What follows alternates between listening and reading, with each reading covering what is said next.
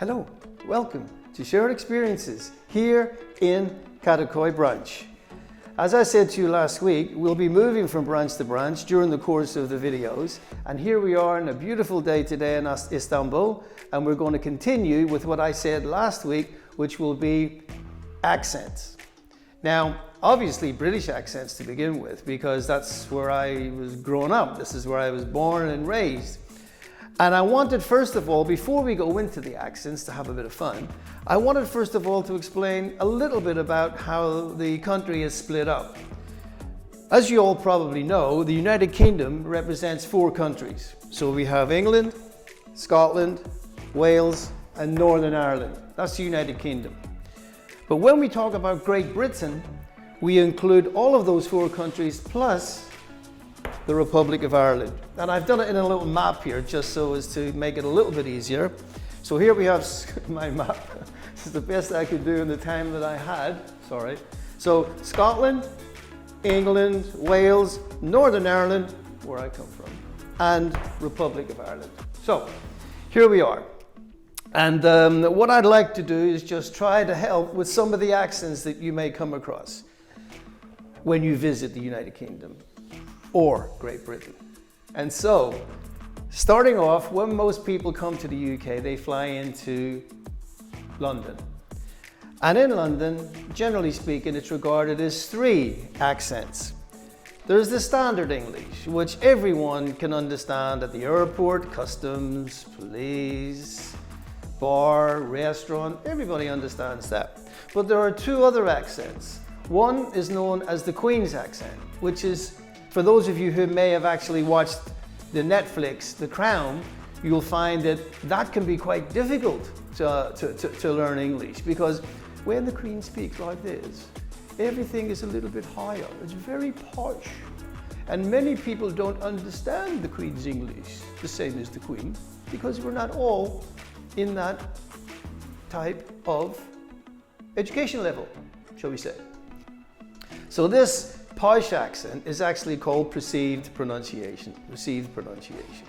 And this is something that you'll not come across too often, but when you do, it'll be also known as the Oxford English, very posh. Then we have what's called the Cockney accent.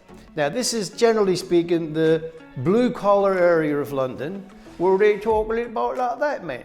They say, "Hello mate, how are you? Nice to see you. What are you doing here in London? I haven't seen you for a long time." They say, "Let's go down to the pub, have a drink, all right?"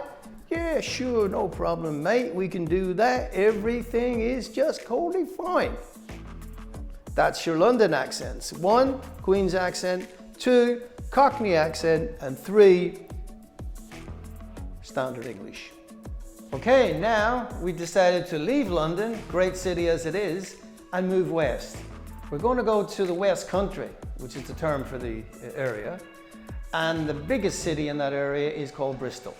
Now, here we have an accent which is quite out of Disney World, because here they talk like pirates. Arr, arr, where they be, arr, arr. And I find this extremely funny when I first found out and when I lived there for a short time. And it all comes because of the ruralness. It's very countryside. It's very full of growth of apples and vegetables. It's a very busy part of the United Kingdom. But when someone says to you, if I say to them, a dog jumped up on his lap, and I said, "Don't you like dogs?" And he said, not when they jump all over I thought, what a kind of a, grammar was completely wrong. Or when he lost his little boy in the back garden, and he said, asked me, "Where he be? Where he be?" In other words, where is he? And I'm thinking, that's no way to be speaking English. But that is customary in that part of the world. And when they say something nice to you, like you would say Jenham here, they would say, "Lover." "Okay, my lover." And this is the West Country. I think it's too much cider, if you ask me. I think it's just too much cider. It's possible. But it's a lovely place to be, and a lovely warm accent. So that's Somerset, and that is the West Country. So there you go. That was Bristol. Wonderful West Country. We move up slightly into another country now, outside of England, which is Wales. Wales is regarded again as the land of song. It's got a reputation all around the world for the greatest choirs. Russians come to Wales to sing and compete, and their accent is a very soft accent, and it's a very lovely country, very relaxed, slow, much slower compared to that of the UK, to England rather, within the UK. And so they would say things. I'm not really good at the Welsh accent, but I'll do my best. They'll say things like, hello boyo, oh. And they'll say things like, hello Ari. This is a guy called Harry, okay, like Prince Harry. Hello Ari, nice to see you Ari. And it's really strange for me because but they're lovely people and the accent rolls along. It's a very nice accent and you won't have too much trouble understanding it. And yeah, that's Wales, with Cardiff in the Cardiff in the north and Swansea in the south. Two lovely cities. Okay, so that's the wonderful country of Wales here. So Wales we leave behind and we move back into England, where we will now go to the Midlands area here, where the main city is Birmingham. Now, very industrial, lots of metal, lots of working class, blue collar people, and an area actually called the Black Country. And it's called the Black Country because of all of the coal mining that used to be done there. And their accent, oof, you know, all right, where have you been? I live in Birmingham.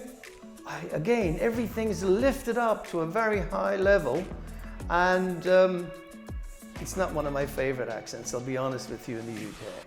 So when I go there, I try to be there as short time as possible, because I also have difficulty sometimes. But hello Victor, how are you? Nice to see you. All right, I'm going back now to the town. See you later. I don't know. I don't even know what I said myself just then, but it will be translated for you. And that, if I may say, is the Midlands area and Birmingham. Now we've moved away from wonderful England across the border. And when you cross the border from England going north, of course, you come to Bunny, Scotland. And Bunny, Scotland is famous all over the world for Braveheart, for instance. Mel Gibson. Freedom and victory for everyone here in Scotland.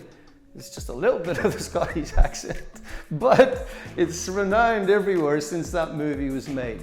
I love Scotland. Part of my family are Scottish, and the other part Irish, maybe a little Turkish, I don't know, but it's definitely Scottish. And so I love to go there. Beautiful mountains, beautiful lakes, beautiful food, beautiful people. And their accent is divided into two. You have the Glasgow accent here in the west and the much posher, more upmarket Edinburgh accent. I come from Edinburgh in Scotland. I love my lovely little country. I cook every day. I cook my shortbread every day in the lovely glens of Scotland. Beautiful. That's the posh end. Then we move to the other end, the more blue-collar end of Scotland, Glasgow, or Glasgow, as they say. Glasgow. I live in Glasgow. I live here and I sing here and I work every single day. This is just part of their culture. They're always singing. Why?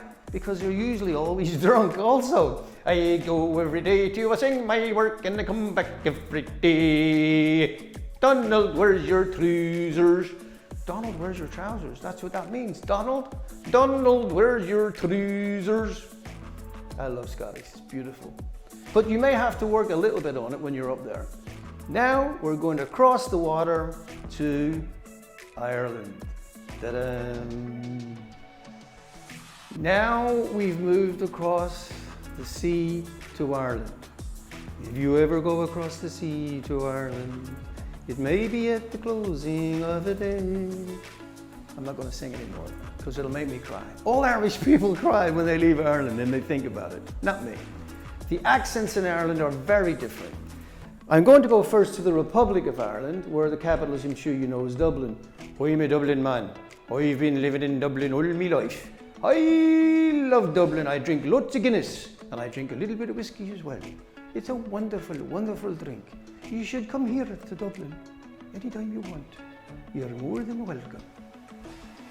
That's Dublin. But even in the south, there are many, many other accents, which would be here all day, really, if we wanted to go through all of them. But to end with, I'm going to go to my home, to Northern Ireland, and to Belfast. Now, even Belfast, even in the city of Belfast, which is not big, maybe 1.4 million, there are 4 accents. I'm not going to give you 4 accents for the city. I'm going to give you just one, and that's the basic blue-collar accent, which I was brought up with. So it takes me a little, because I spent so long trying to get rid of this accent when I moved to England. I'm going to have to work a little bit at getting it back. So, I am from Belfast.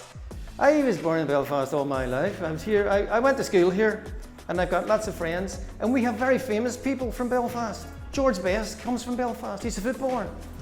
And Jamie Dornan, who does those 57.5 shades of grey, he's from Belfast. McElroy, the golfer, he's from Belfast. Oh, Belfast has got many people. It's a lovely city, I love it.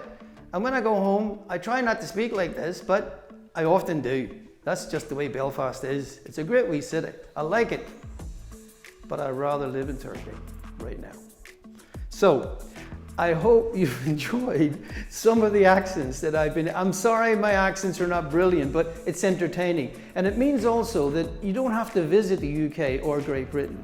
If you hear these accents on some of your Peaky Blinders or some of the other royal family or royal, you'll be able to distinguish a little bit perhaps about the differences that goes on in the great countries that make up the United Kingdom and Great Britain. So until the next time that we all meet on Shared Experiences, I want to say thank you so much, and I look forward to talking to you again. Bye for now.